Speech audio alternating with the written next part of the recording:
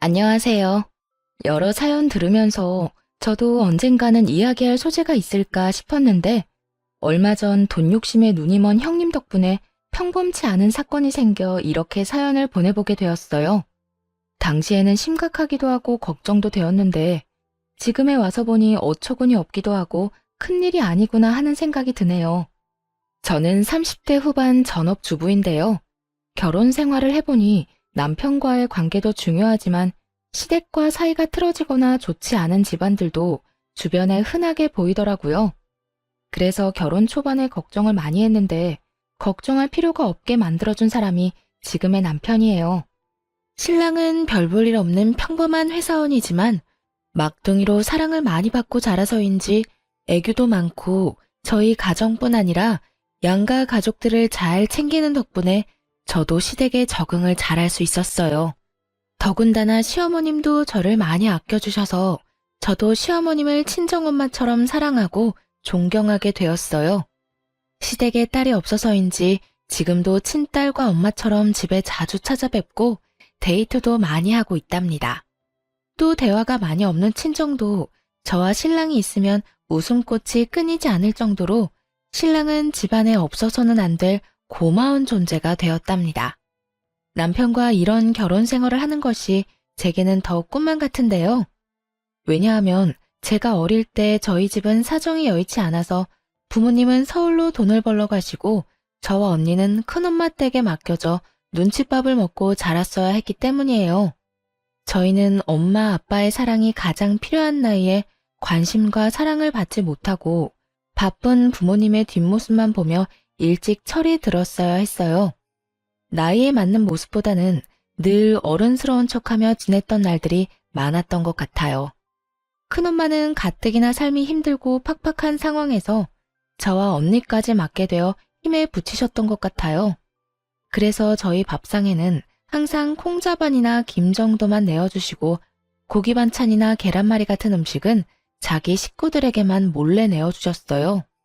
어린 마음에 그게 어찌나 서러웠던지 빨리 어른이 되어서 큰엄마 댁을 벗어나고 싶었어요.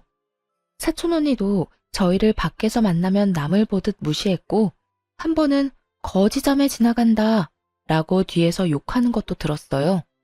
어린 마음에 했던 행동이었겠지만 그때를 생각하면 아직도 수치스러운 기분이 들어요. 저희는 화장실을 쓰는 것이나 잠자는 것까지 눈치가 많이 보였는데요.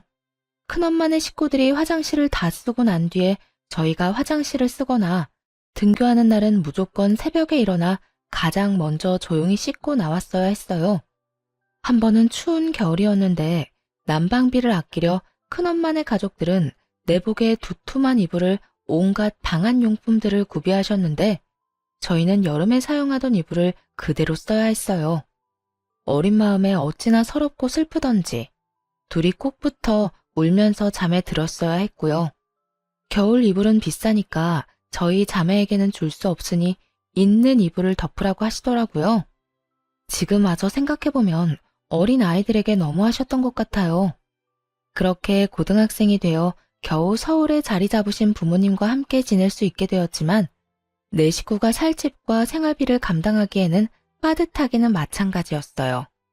그래도 큰엄마네 집을 떠나 부모님과 함께 살 수 있게 되어 저희는 너무너무 기뻤어요. 대학에 진학한 후 안 해본 알바가 없을 정도로 끊임없이 알바를 했어야 근근히 학자금을 마련할 수 있었고 가족들이 다 일을 했기 때문에 어릴 때부터 성인이 되어서까지 가족끼리 편하게 밥 한 끼 먹는 일이 거의 없었어요. 미래에 제 가정을 이루게 되면 가족들과 시간을 많이 보내고 사랑이 넘치는 가정을 꾸리는 것이 꿈이 되었어요. 그래서 저는 경제적인 뒷받침이 될 수 있도록 더 열심히 일하고 악착같이 돈을 모았어요. 그러던 중 친구의 소개로 남편을 만나게 되었는데 온갖 고생하며 서럽게 자란 저와는 달리 남편은 누가 봐도 사랑을 많이 받고 자란 막내 아들 티가 났어요. 저랑은 다른 세계의 사람 같던 남편에게 끌려 연애를 시작했고 남편도 생활력이 강하고 싹싹한 제 모습이 마음에 들었다고 하더라고요. 그렇게 약 4년이란 시간 동안 남편과 연애를 했고 연애 기간 동안 누구보다 사랑받는 여자가 될 수 있게 해주었어요. 그리고 한결같이 저와의 시간도 가족들과의 시간도 소중하게 여기는 남편의 가정적인 모습을 보게 되었는데요. 만약 이 사람과 가정을 꾸린다면 내가 꿈꾸던 가정을 이룰 수 있겠다는 확신이 들어 4년 연애 끝에 결혼을 결심하게 되었어요. 그렇게 결혼을 결심한 뒤 우연히 남편을 소개해줬던 친구를 통해 남편의 집안이 제가 생각한 것보다 훨씬 부유하다는 것을 알게 되었어요. 사실 괜찮은 정도라고는 알았지만 경제력으로 동네에서는 꽤나 유명한 모양이었어요. 그에 반해 저희 집은 그때까지도 살림이 여의치 않아 저의 결혼식까지 부담스럽게 생각하셨어요. 혼수나 예단을 그때 당시에는 지금처럼 생략하는 분위기가 아니었기 때문에 부모님도 걱정이 되셨나 봐요. 엄마는 가난한 집 때문에 딸이 무시당할까봐 많은 걱정을 하셨고, 솔직히 저도 그 부분이 걱정이 되더라고요. 드라마에서 나오는 부유한 집 자식과 가난한 집 자식의 결혼이 떠오르면서 저를 반대하시거나 핍박하시면 어떻게 하나 하는 막연한 두려움이 들었어요. 그래서 남편에게 우리 집안이 남편 집안에 비해 너무 기우는 것 같다며 걱정을 내비치자 남편은 제 생각을 이미 예상하고 있었다는 듯 어릴 때 이야기를 해주었는데 남편이 어릴 때 아버지와 어머니가 이혼하셨고 이후 꽤 오랜 시간 동안 저희 집처럼 형편이 어려웠다는 이야기를 해주었어요. 대령아, 우리 엄마도 우리 때문에 고생 많이 하셨는데 내가 고등학생 때까지만 해도 우리 셋이 바퀴벌레 나오는 단칸방에 살았었어. 옷 말릴 곳도 없어서 빨래를 해도 옷에서 쾌쾌한 냄새가 나더라. 그래서 학교 다닐 때 거지라고 많이 놀림받았었어. 지금은 어머니 덕분에 집이 많이 나아진 거지. 우리 집 얼마 전까지도 힘들었다니까. 그리고 누구보다 혜령이 입장 잘 이해해 주실 분이 우리 엄마니까 괜찮을 거야. 오빠도 중간에서 잘할게. 고마워. 나도 오빠를 믿는데 그래도 내가 괜히 위축되는 건 어쩔 수 없나 봐. 그래, 맞아. 충분히 그렇게 생각할 수 있어. 우리 집도 똑같았다니까. 만약 내가 혜령이 입장이었어도 똑같았을 거야. 너무 걱정하지 말고. 문제가 생기면 서로 의지하면서 해결해 나갈 수 있을 거야. 이제는 혼자가 아니라 둘이잖아. 남편은 어머님이 고생하신 일들에 수확을 거둬서 괜찮은 살림이 되었지만 예전엔 저희 집안과 다를 것이 없었다고 이야기해주며 문제가 생기면 함께 이겨나가자고 약속하면서 불안한 저를 다독여 주었어요.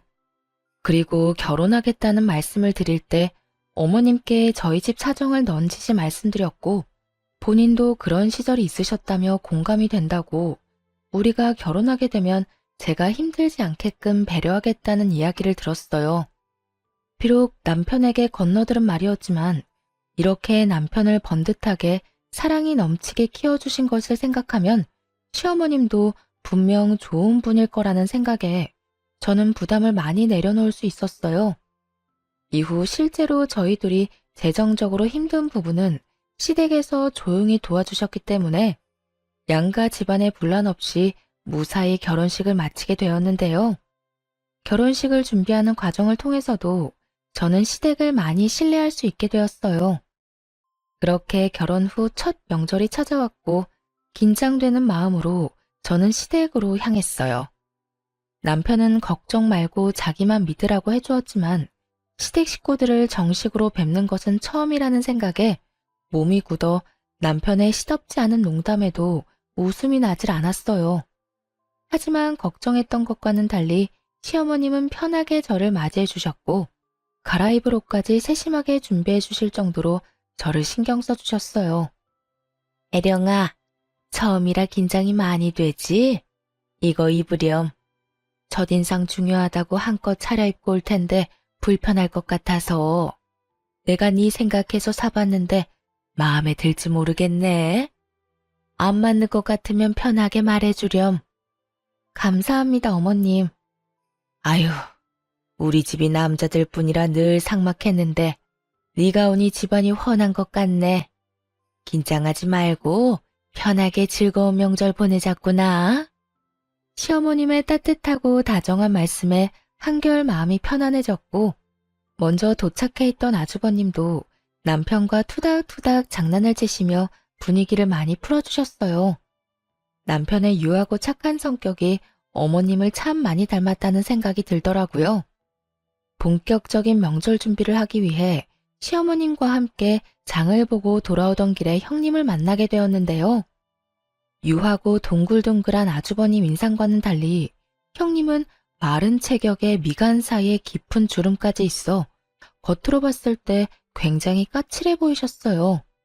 계속 인상을 쓰고 계셨는데 그래서인지 인상이 더 안 좋게 보였어요. 아니나 다를까 형님은 짐을 들고 있는 저희를 본체만 채 무심하게 인사를 하고 혼자 빠르게 집으로 들어가더라고요. 어른이 짐을 들고 계시는데도 무심하게 지나치는 형님을 보고 당황한 저는 시어머님 눈치를 살폈지만 어머님은 크게 개의치 않으신 듯 보였어요. 그리고 명절 준비를 하는 내내 어머님과 제가 고생하는 동안 형님은 일손을 돕는 일 없이 방에만 들어가 있었고 여기저기 바쁘게 통화하는 소리만 들렸어요.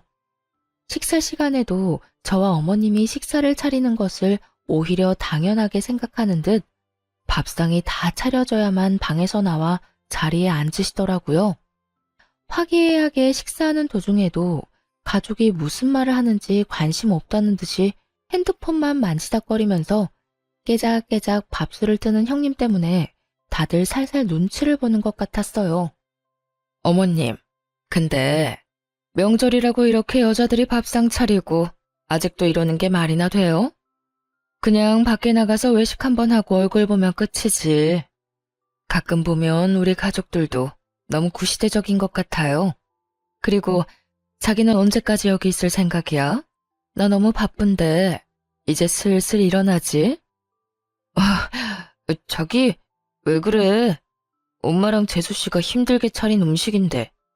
그리고 요즘 바빠서 가족들끼리 모이기 힘든데 명절이라는 핑계로 만나서 집밥 한 끼 먹는 게 더 좋지. 그치 동생아? 오랜만에 동생 얼굴도 보고 재수씨도 보고 말이야. 어머 그래? 그렇게 좋으면 다음부터는 자기 혼자 오면 되겠다. 어머님, 제가 요즘 바빠서 정신이 좀 없어서요. 너무 언짢게 생각하지는 마셔요. 솔직히 오늘 안 오려고 했는데 일가 억지로 끌고 온 거라서 이해 좀 해주세요. 형님의 말 몇 마디가 그나마 유지하고 있던 평화의 찬물을 끼얹었어요. 이후에도 어머님과 제가 고생하면서 차린 음식이 너무 짜다며 투정을 부리질 않나 은근히 시댁을 무시한 듯한 발언도 서슴지 않고 하더라고요. 아휴, 저희 부모님이 이런 음식 보시면 깜짝 놀라실 것 같아요. 하긴 자기도 그냥 평범하니까 기대하면 안 되는데 내가 자꾸 이러네. 그만해 좀. 아주버님은 계속 말을 끊으며 형님께 눈치를 줬고 저희 남편도 언짢아하는 티를 냈지만 형님은 아랑곳하지 않고 하고 싶은 말을 하시더니 이내 일어나 집에 먼저 가겠다며 떠나셨어요.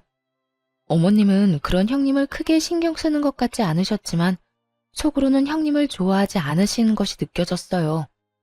저도 형님과의 첫 만남이었지만 형님이 별로 마음에 들지 않았어요.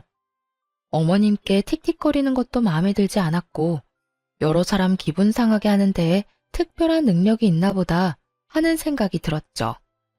그렇게 저의 첫 명절이 지나가게 되었어요. 긴장했던 것이 무한할 정도로 시댁 식구들이 저를 편안하게 해주셔서 앞으로는 걱정할 필요가 없겠다는 생각이 들었어요. 어머님도 주차장까지 배웅을 나와주시고 집에서 먹을 반찬이나 음식을 바리바리 싸주셨어요. 저는 괜찮다고 손사래를 쳤지만 완강한 어머님의 받아올 수밖에 없었어요. 차를 타고 돌아오는 길에 남편에게 들어보니 아주버님도 남편과 같이 평범한 회사원이라고 하더라고요. 반면 형님은 잘 나가는 치과 의사였기 때문에 이전에도 형님이 아주버님을 무시하는 일이 많았대요. 그래서 시댁에 와서도 손에 물 한 방울 묻히지 않으려고 한다는 거예요. 어머님과 남편은 아주버님 입장을 생각해서 형님을 참고 있고 아주버님도 그 상황을 잘 알아서 웬만하면 형님을 집에 잘 데려오지 않으려고 하는데 저희가 결혼하고 보내는 첫 명절이라 얼굴이라도 같이 봐야겠다는 생각에 형님을 억지로 데리고 온 것이었어요. 형님이 떠난 후 아주버님은 어머님께 죄송하고 저희에게도 미안하다고 말씀하셨지만 저희는 오히려 아주버님이 걱정될 뿐이지 마음 쓰지 마시라고 말씀드렸어요.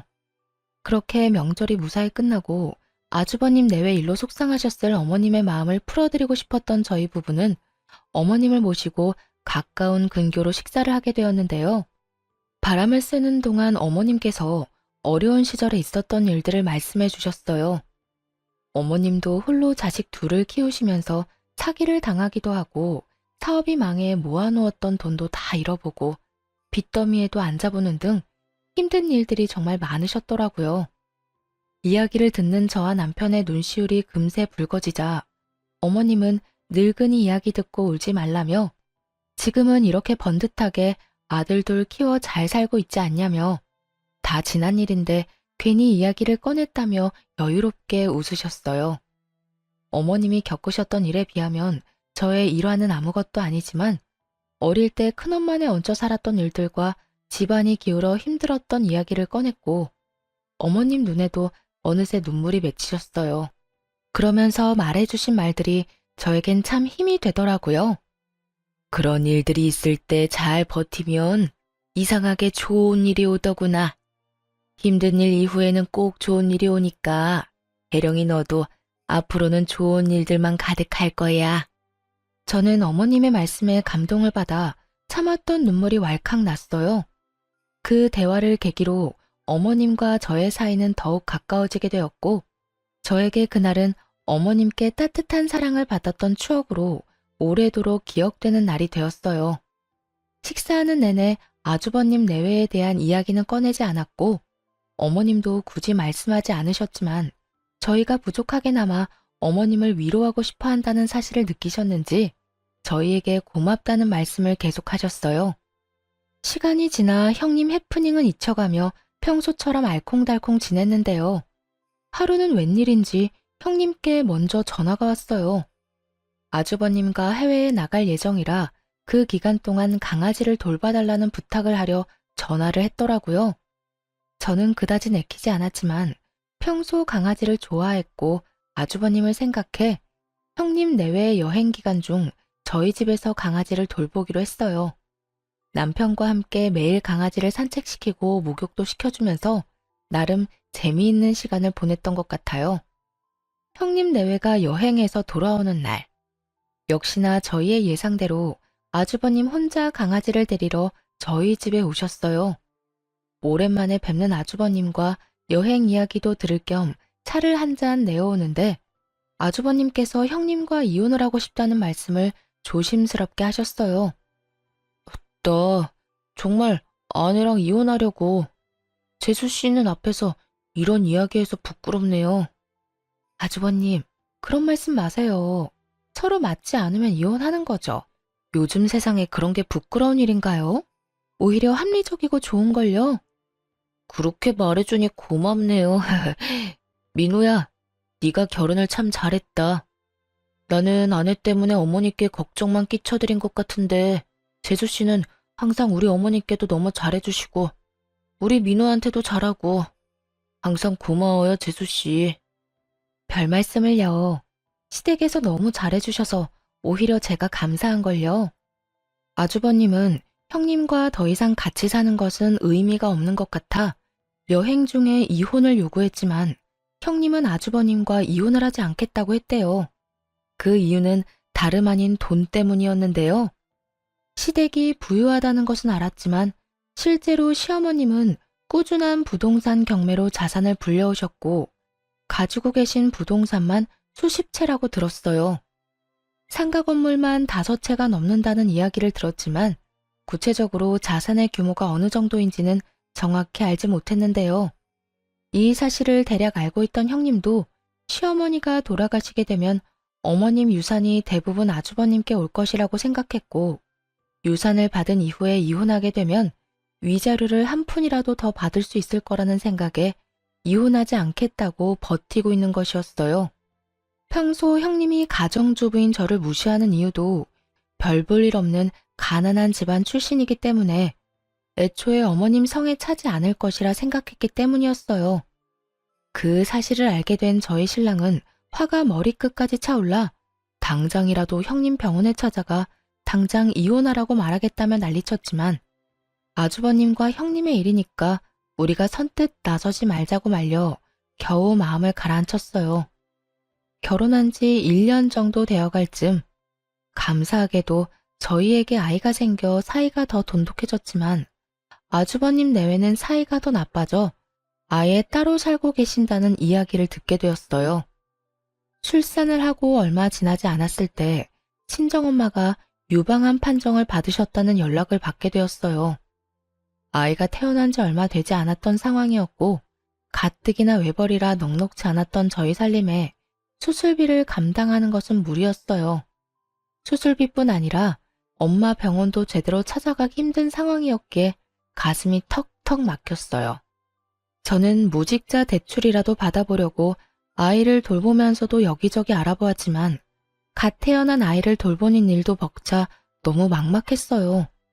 평소와 달리 걱정 어린 제 얼굴을 보게 된 남편은 저에게도 아이 말고도 다른 일이 있다는 것을 금세 알아차렸고 남편의 설득 끝에 엄마가 유방암 판정을 받았다는 이야기를 털어놓게 되었어요. 사실 우리 엄마 유방암이래. 나 너무 걱정돼. 나이도 있으시고 혹시나 수술 잘못되면 어떡하지? 우리 집 수술비랑 치료비 감당할 상황이 안 될 텐데 우리도 별이 때문에 돈 많이 써서 요즘 많이 빠듯하잖아.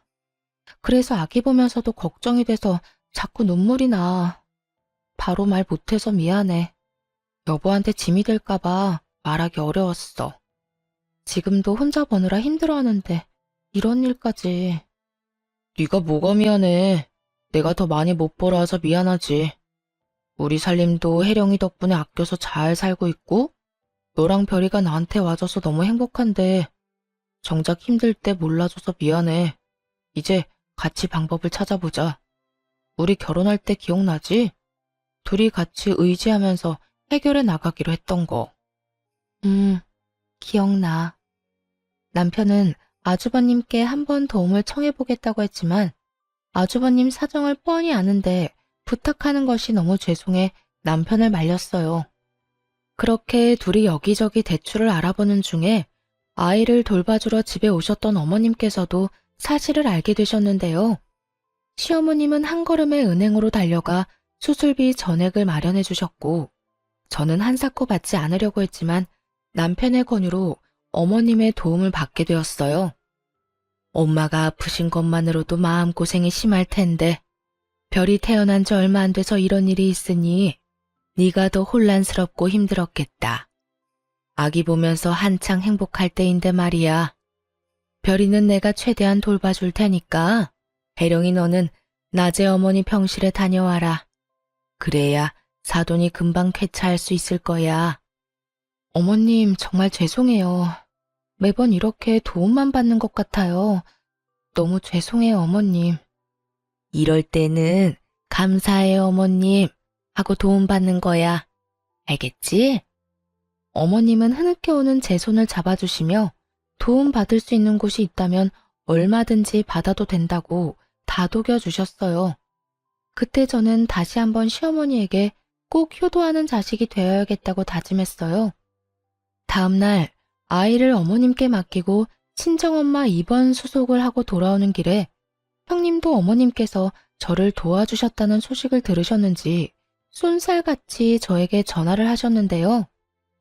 가뜩이나 엄마 수술 날짜가 잡혀서 걱정되고 긴장이 되어 마음이 좋지 않은데 형님은 아무리 어머님이 자기를 아껴주신다고 해도 그렇게 선뜻 큰 돈을 받아도 되는 거냐며 따져왔어요. 아니 동서, 아무리 돈이 좋아도 그렇지 어머님이 주시는 돈을 어쩜 그렇게 냉큼 받아? 어렵게 자란 애들은 눈치라는 것도 없나 봐. 둘이 그만한 돈도 못 모으고 놀기만 했어? 능력이 없으면 눈치라도 챙겨야지. 네? 형님, 무슨 말씀을 그렇게 하세요? 무슨 말씀이냐니? 잘못 들었어? 동서네가 이번에 받아간 돈 액수 만만치 않을 텐데. 나도 의사라서 어느 정도는 대충 감이 오지 않겠어? 그 돈 다 우리 남편한테 올 돈 아니야? 어차피 어머님도 유산 줄 사람 우리 남편밖에 더 있냐고. 그럼 그 돈 우리 돈이잖아. 내 돈 가로챈 동서한테 내가 이 정도도 말 못해? 그리고 동서, 자꾸 어머님께 붙어서 착한 척 하지 마. 아주 그냥 찰싹 붙어서 어머님, 어머님. 아주 여우가 따로 없더라. 어이가 없어서. 그럴 시간에 나가서 정당하게 돈을 벌지 그래. 어머님이 이번엔 불쌍해서 도와주신 거니까 다음에 또 손 벌릴 궁리하지 말라는 말이야. 알았어? 그리고 이번에 돈을 받았다고 해서 어머님 유산이 저희 부부에게 갈 거라고 착각하지 말라고 하더라고요. 형님의 말도 안 되는 억지와 폭언에 저는 너무 어이가 없었어요. 계속 듣다 보니 아무리 손윗 사람이라도 선을 넘었다는 것은 말해줘야겠다는 생각이 들어 한마디 했습니다. 형님은 상도덕도 없어요? 엄마가 암 판정을 받아서 힘든 사람한테 이런 식으로 얘기하는 게 개념 있는 행동인 것 같아요. 그러거나 말거나 형님은 자신의 돈을 뺏겼다는 생각에 분했는지 도리어 윽박을 지르더군요. 뭐? 개념? 동서 말이 심하네. 아니, 따지고 보면 내 말 맞잖아.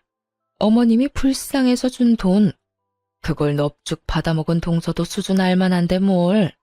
하긴 없이 살면 그런 큰 돈에 눈 돌아갈 수도 있지. 그런데 어머님이 동서한테 그런 큰 돈을 내준다고 해서 동서 팔자가 바뀔 거라는 착각은 하지 마. 내가 입 아프게 말 안 해도 어차피 그 유산은 장남이 가져가게 될 거야. 그러니까 허튼데 욕심 부리지 말고 그 시간에 장남인 우리 남편한테 조금이라도 더 잘 보이는 게 낫지. 안 그래? 저는 황당하고 힘에 부쳐 형님 전화를 뚝 끊어버렸어요. 그리고 집에 도착해 남편과 어머님을 만났는데 곧바로 서러움에 눈물이 터져 나왔어요. 혜룡아, 무슨 일이야? 장모님 병이 갑자기 더 심각해지신 거야? 아니, 그게 아니라. 제가 말을 잇지 못할 정도로 울자 어머님은 따뜻한 물을 가져와 주셨고 물을 마신 뒤 제가 진정될 때까지 꼭 안아주셨어요. 덕분에 한 차례 진정이 된 저는 형님이 제게 했던 말들을 쭉 이야기했고 남편도 어머님도 화가 나 얼굴이 붉게 달아올랐어요. 참다 못한 남편이 형님께 직접 전화해 똑같이 따지겠다는 것을 어머님이 말리셨어요. 그런 생각까지 하고 있는 줄 생각도 못했구나. 그저 말만 이쁘게 못하는 아이인 줄 알았더니 돈 욕심이 하늘을 찌르는구나. 이런 아이인 줄 알았으면 애초에 결혼 허락도 안 시켰을 게다. 이럴 게 아니라 첫째한테 말해야겠어. 얼른 이혼하면 좋겠다고. 위자료가 얼마가 들던 이혼은 무조건 밀어붙여야겠어. 이후 아주버님도 형님의 만행으로 오만정이 떨어져 더 강하게 이혼을 요구하기 시작하셨다고 들었어요. 형님이 저에게 사과하리라고 기대조차 하지 않았는데요. 역시나 사람은 안 변한다고 제가 남편과 아주버님을 깨워 자기만 나쁜 년으로 만든다며 시어머님께 제 욕을 한 바가지 했다고 하더라고요. 하지만 어머님은 제가 울었던 당시 함께 계셨기 때문에 그 말을 믿지 않으셨어요. 시어머님 도움으로 엄마 수술이 잘 끝나고 저도 낮에는 아이를 맡기고 병간호를 꾸준히 하며 안정기에 접어들었을 무렵이었어요. 동네 부동산 중개업자들 사이에서 시어머님이 무리한 투자로 부동산과 돈을 다 잃으셨다는 소문이 돌기 시작했는데요. 업자들 사이에서 저희 시어머님은 큰 손으로 유명하셨기 때문에 소문이 더 빠르게 퍼져나갔고 부동산에 관심이 없던 저희 부부에게까지 그 이야기가 들려오게 되었어요. 소문이 퍼지고 있는 중에도 어머님은 아기를 봐주시러 저희 집에 자주 들러주셨는데 그 일에 대해 알고 계시는 건지 모르시는 건지 별다른 말씀은 없으셨어요. 저희는 어머님이 걱정되기도 했지만 평소와 다름없이 평온한 어머님의 모습 때문에 소문일 뿐이라고 믿었어요. 그래서 평소와 다름없이 어머님과 좋은 시간을 보내려고 노력했어요. 반면에 형님은 전혀 그렇지 못했죠. 하루는 남편과 아이와 함께 시댁에서 식사를 하고 있는데 갑자기 형님이 문을 벌컥 열고 들어왔어요. 신발도 제대로 벗지 않은 채 집 안까지 들어온 형님은 어머님을 붙잡고 진짜 망하셨냐며 갑자기 소리를 지르기 시작했어요. 어머님, 진짜 망하신 거예요? 부동산 다 잃었다면서요. 대답을 좀 해보세요, 대답. 그러게 늙은이가 집이나 지키지 투자가 웬 말이에요. 있는 돈 잘 모아놓으면 이딴 문제는 없잖아요. 아니면 진짜 노망 났어요? 대답 좀 해봐요. 형님이 어머님 코앞으로 다가가 소리를 질렀지만 어머님은 아무 대답도 하지 않으셨어요. 나한테 위자료 준다고 했다면서? 내 돈 어쩔 거예요? 이런 코딱지만한 콩가루 집안에서 내가 얼마나 시간을 허비했는지 몰라요? 위자료 토해내요, 빨리. 형님은 무슨 노망이 나서 그렇게 돈을 다 날리셨냐며 울고불고 어머님을 잡고 난리를 쳤고 끝까지 어머님은 아무 대답도 하지 않으셨어요. 형님이 얼른 위자료 내놓으라며 소리를 지르면서 어머님을 붙잡고 흔들자 그 꼴을 더는 보지 못하겠어서 저희가 나서서 형님 손을 내쳤어요. 그 힘에 형님은 종이장이 흔들리듯 바닥에 넘어졌는데 바닥에 넘어지자마자 악에 받쳤는지 벌떡 일어나 저희에게 손가락질하며 소리를 지르더군요. 아니 너네는 뭔데 나서? 그래 너는 이 순간만 바래왔지? 어머님이 망하든 말든 상관없이 나한테 복수하고 싶었지. 지금 이 순간에도 그렇게 잘 보이고 싶어? 상황 파악이 안 돼? 어머님 망했다니까. 너네가 그토록 바라던 돈 한 푼도 없으시다고. 그만하세요, 형님. 언제 한번 어머님 모시고 제대로 된 식사라도 한 적 있어요? 형님 배 채울 생각만 하다가 계획대로 안 되니까 어디로 와서 행패해요? 설사 어머님이 망하셨다고 해도 사랑하는 가족이고 집안의 어른이세요. 이런 식으로 와서 울고불고 난리치는 게 맞아요? 의사라면서요. 많이 배웠다면서요. 이게 많이 배운 사람이 할 행동이에요. 너 이게 뭐라고? 말 다 했어? 보자 하니까 무식한 게 끝도 없이 기어오르네. 네 위치를 알고 말해. 너도 지금 윗사람한테 대드는 거 아니야? 아, 지금 또 기회다 하고 여우짓 하는 거지? 어머님한테 그렇게 잘 보이고 싶어? 그러려고 여기서 나올 때까지 기다렸니? 여우는 무슨 그런 식으로 사람 이상하게 만들면 좋아요? 그리고 어머님 돈이 왜 형님 돈이에요? 어머님이 산전수전 다 겪으시면서 힘들게 모아온 돈이에요. 형님이야말로 어머님에 대해 아무것도 모르고 우리 집안에 아무 공헌도 안 해놓고 그 돈이 형님 돈이라고 우기는 게 그게 바로 거짓 인포 아니에요? 도대체 뭘 안다고 소리를 질러요? 어른 앞에서 악지르고 떼쓰고 나이 먹고 부끄러운 줄 아세요? 자꾸 저보고 무식하다고 하시는데 진짜 무식한 건 형님이에요. 뭐라고? 너 지금 나이 먹고 부끄러운 줄 알라고? 무식하다고? 말 다 했어? 말 다 했냐고? 그러든 말든 너가 무슨 상관인데 난리야? 그만하시고 저도 형님처럼 막무가내로 나가기 전에 당장 이 집에서 나가요. 내가 여기서 왜 나가? 씨. 늘 조용하고 소극적이던 제가 강하게 나오자 당황한 형님이 머뭇거렸고 그러던 찰나 남편이 나서서 형님을 집 밖으로 끌어내 쫓아버렸어요. 형님은 끌려가면서도 소리를 버럭버럭 지르고 안간힘을 썼지만 워낙 마른 몸짓이라 남편이 손쉽게 끌고 나가더라고요. 그 모습이 너무 볼품없어 꽤 우스꽝스럽기도 했어요. 이후에도 씩씩대며 흥분하는 저희 부부를 오히려 어머님께서 담담하게 진정시키셨어요. 어머님은 아주버님이 괜히 속만 끓일 테니 형님이 왔었다는 것을 알리지 말라고 하셨지만 저희는 아주버님도 아셔야 문제를 해결하실 수 있다고 어머님을 설득해 아주버님께 있었던 상황을 알려드렸어요. 아주버님은 그 길로 이혼 소송에 들어가셨고 오히려 위자료를 받고 이혼을 하시게 되었는데요. 형님이 시댁 욕을 하고 저와 어머님을 무시하는 통화 내용을 몰래 제가 모두 녹음했을 뿐 아니라 형님이 시댁에 찾아와 난리를 친 내용도 녹음하고 있었기 때문에 손쉽게 증거로 낼 수 있었어요. 그리고 더욱 가관이었던 것은 형님이 아주버님 몰래 바람을 피며 다른 곳에 살림을 차려놓았던 사실인데요. 저희 부부가 초대를 받아 갔던 지인의 아파트 주차장에서 형님이 다른 남자와 팔짱을 끼고 들어가는 것을 보게 된 것이었어요. 저희는 형님이 바람을 핀다는 것을 직감했고 아주버님이 위자료를 주고 헤어질 게 아니라 위자료를 받고 이혼해야 한다고 생각했어요. 그 뒤로 지인에게 자초지종을 설명하고 형님이 보일 때마다 몰래 사진을 찍어달라고 부탁했어요. 아파트에 둘이 같이 거주하고 있는지 동거 여부도 확인하며 증거를 차곡차곡 모았어요. 그래서 어머님을 설득해 아주버님께 말씀드린 거였어요. 이제 이혼할 수 있는 모든 증거를 모았다고 생각했거든요. 덕분에 아주버님은 위자료를 받고 이혼할 수 있게 되었답니다. 결국 위자료 한 푼 받지 못하고 도리어 돈을 주고 이혼하게 된 형님은 이후에도 시댁에 여러 번 찾아와 행패를 부렸는데요.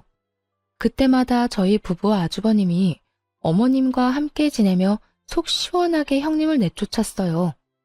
그 당시에는 거의 시댁에 똘똘 뭉쳐 함께 지냈던 것 같아요. 어머님을 지키는 보디가드가 된 것 같아 한편으로는 재미있기도 했어요. 어머님은 그때도 형님을 크게 개의치 않으셨는데 온갖 고생을 다 겪으셨던 어머님께는 형님 사건은 그저 작은 사건 중 하나였던 것 같아요.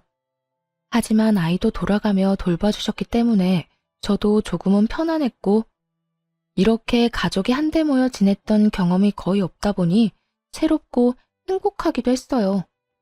어쩌면 어머님께서 제게 살을 부대끼며 함께 지내는 가족을 경험하게 해주시고 싶어 일부러 형님을 핑계 삼아 저희를 함께 있게 해주셨나 하는 생각도 요즘은 들어요. 물론 어머님께서 저희를 불러 같이 지내자고 하신 게 아니라 저희가 막무가내로 어머님 집에 얹혀 살았던 거였지만요. 누가 누굴 지킨 건지 지금 와서 생각해보면 철없는 자식들을 어머님이 지켜주신 거였네요. 이후 형님이 운영하던 치과에서 형님이 두 집 살림을 했었다는 사실과 이혼 전에 시어머님께 찾아와 했던 폐륜적인 행동에 대해 소문이 퍼지게 되어 더 이상 일하는 게 어려워졌다고 해요. 지역 텃세를 버티지 못한 형님은 결국 다른 곳으로 이사를 가게 되었다는 소식까지 듣게 되었어요. 형님은 이혼도 당하고 일도 제대로 하지 못하는 지경이 되었지만 저희 가족은 형님 사건을 계기로 오히려 하나로 뭉치게 되었답니다. 한참 시간이 지나 평소와 다를 것 없이 저희 집에 아이를 보러 놀러 오셨던 어머님이 거액의 돈이 들어있는 통장과 저희 이름으로 명의가 변경된 부동산 서류를 들고 오셨는데요. 놀랍게도 어머님께서 저희에게 주는 선물이라고 말씀하셨어요. 저희 명의로 된 아파트 이름을 본 저는 너무 놀라서 가슴이 쿵쾅쿵쾅 뛰었어요.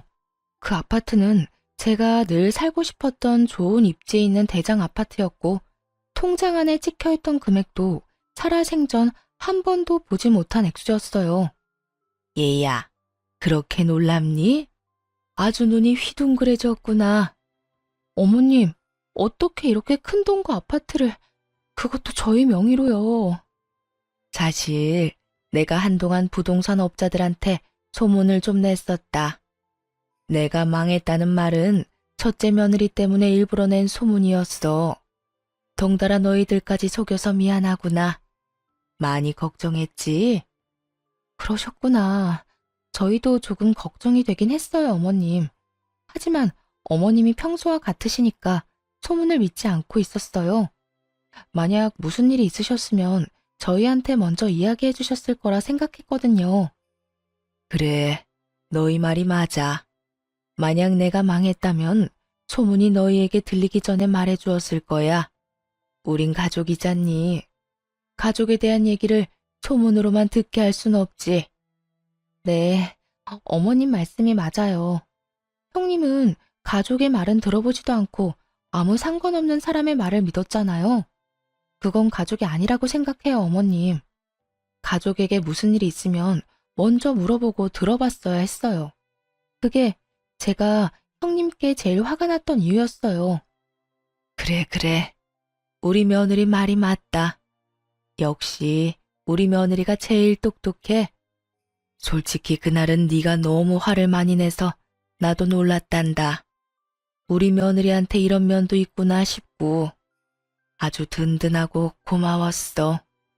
늘 내 편이 되어주겠구나 하고 감동적이기도 했고 엄마도 큰 며느리가 너를 막 대했을 때 너무 화가 났지만 무작정 내가 화를 내면 더 물러서지 않았을 거라 조용히 참고 있는다고 나도 힘들었단다. 그동안 부족한 엄마 옆에 항상 있어주고 믿어주어 고맙구나.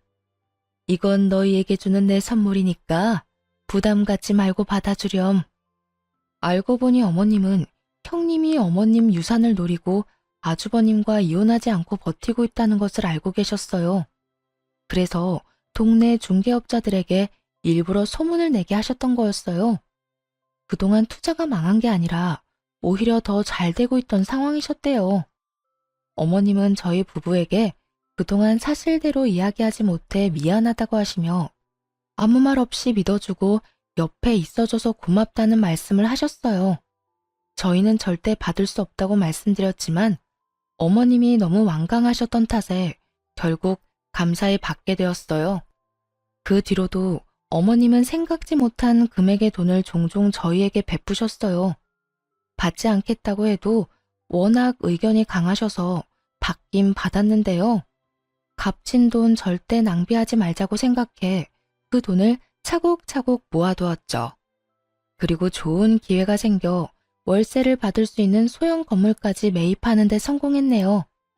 덕분에 저희 생활비 외에도 어머님께 넉넉한 용돈을 드릴 수 있는 수준이 되었어요. 어머님께서 저희 쓰라고 주신 돈이지만 그것을 마냥 저희를 위해서만 쓰기보다 늘 도움을 주셨던 어머님께 돌려드리고 싶은 마음이 컸거든요. 다행히 열심히 투자 공부를 하고 발로 뛴 덕분에 어머님께 효도를 할 수 있게 돼서 요즘 너무 감사하고 행복해요.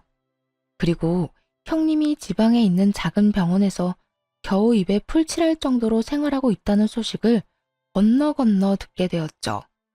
되도 않는 욕심만 부리다가 모든 것을 잃고 쫓겨난 형님의 끝을 보면서 어려운 환경에서도 헛된 욕심을 품지 않고 살아온 제 자신에게 감사함을 느꼈어요. 저희 부부는 새로운 마음으로 어머님이 주신 아파트로 이사를 했어요. 저희 집이 생기다니 아직도 믿기지 않지만 이곳에서 우리 세 식구 사랑 넘치게 살아보려 해요.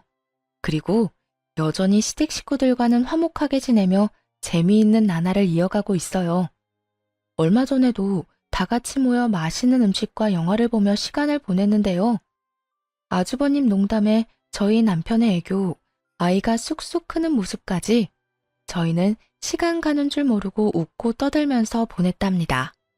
지금은 경제적인 것보다 제가 꿈꾸고 바래왔던 따뜻하고 사랑이 넘치는 가정을 이루게 된 것이 저에게는 가장 큰 선물이 아닐까 생각해봐요. 생각해보니 어머님이 저에게 하셨던 말씀처럼 힘든 시기 후에 좋은 일이 찾아왔네요. 여러분도 힘든 시간을 보내고 계신다면 곧 좋은 일이 올 거라고 말씀드리고 싶어요. 긴 사연 들어주셔서 감사합니다. 모두 사랑하는 가족들과 행복한 시간